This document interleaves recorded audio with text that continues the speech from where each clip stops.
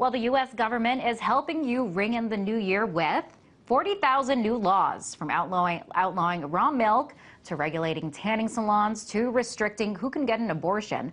The new year brings new laws for states across the nation, and they don't stop at the federal government. SOPA, or the Stop Online Piracy Act, allows the federal government to take down websites they think are engaging in illegal activity. Opponents call this censorship, and as we discussed earlier, the National Defense Authorization Act Obama recently signed into law allows the government to detain American citizens indefinitely. So what's up with all these laws, and are we starting off 2012 with less freedoms?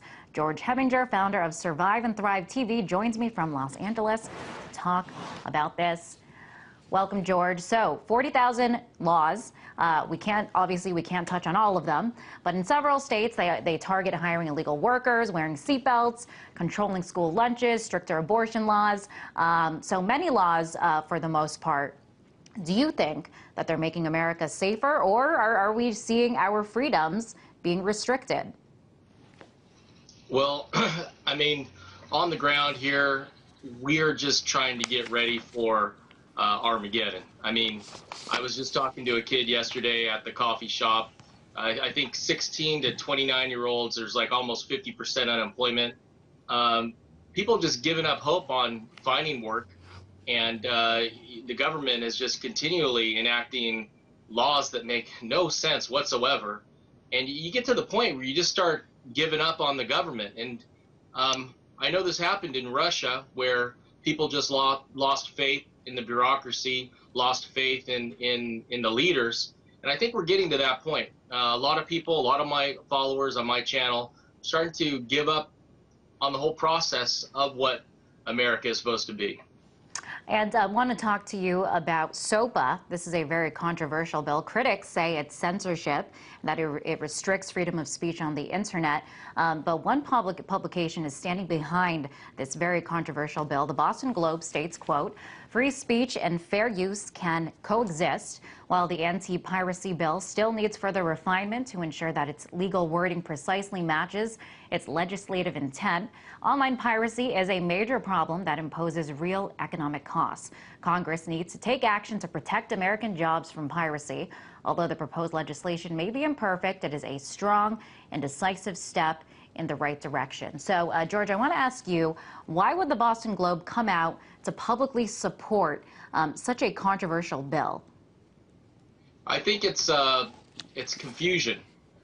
There's 2 points I want to make on SOPA, and one is it seems like the users of the internet are the only ones fighting against this kind of totalitarian view and shutting down of channels of communication. Users, but wouldn't that be everybody? That would be me, that would be you. Well, everybody uses the internet. You know, Google and Facebook, Yahoo, these are big corporations that are against SOPA, I believe.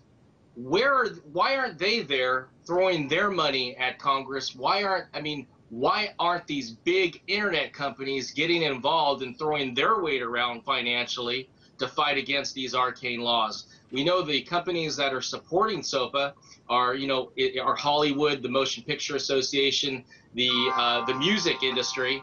The question is, the second point of this is, we're talking about a whole change in the way we view personal property rights. You know, we've been in an industrial era revolution, and now we're heading to a whole new type of society where people share information. The internet, copyright, the idea of copyright is being put into question.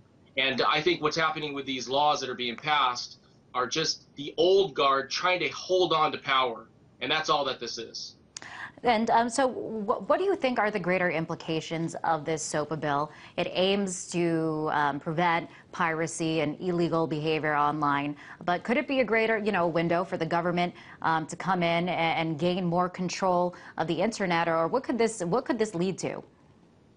I think what it's going to lead to is eventually they're going to use it to shut down websites. Of course, websites that are pirating probably movies and music, but that's the fine line.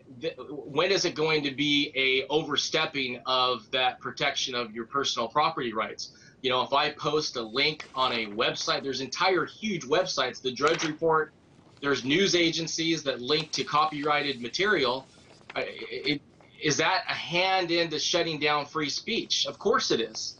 And once again, the big picture is there's a lot of people, a lot of companies that have been have formed on the idea of copyright protection, and we're seeing an evolution of it. We're seeing a sharing of information, and there's news agencies like yours that are out there that are basically embracing this, and they're the ones that are going to survive and thrive in the future.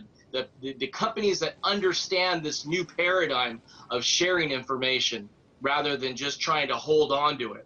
And quickly, I want to ask you, with all these laws, 40,000 new laws, some very controversial federal laws, are these all signs of the times, of what's to come, of a future of more laws and less freedoms? Maybe I break it down simply, but I'm sure people were wondering the same thing when Nazi Germany came to power. And I put that as on my thinking cap. I just think, you know what? We're in the process of a declining empire. We've mentioned it many times before. But as that happens, you're going to see more totalitarianism. You're going to see more control. You're going to see more government authority getting involved in your lives. And what I'm basically telling my audience is, in your own personal lives, do what you want to do. Exercise your freedom. Because eventually, we're all responsible. We all feed the beast. And that's basically the message I tell the people that follow my channel. Very is interesting. Live free as best you can. Thank you, George, for coming on the show. That was George Heminger, founder of Survive and Thrive TV.